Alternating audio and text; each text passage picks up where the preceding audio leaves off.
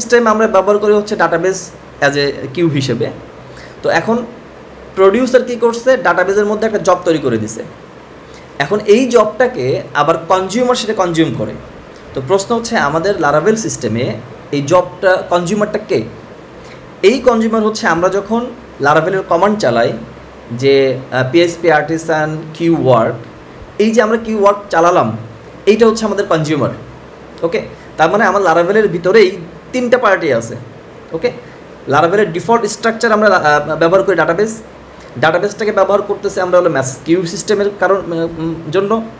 পাশাপাশি Laravel application এটা হচ্ছে আমাদের প্রডিউসার, আবার লারাভেলের যে আমরা কিউটাকে রান করাচ্ছি এটা হচ্ছে কনজিউমার। এখন কথা হচ্ছে এই ফ্যাসিলিটি থাকতে এই যে আমরা বললাম যে আমরা এখানে কাজ করতে পারতেছি, কনজিউমার আছে, প্রডিউসারও আছে, ডাটাবেসও আছে, আমি কাজ করতে পারতেছি, র্যাপিড এমকিউটা কেন আসবে?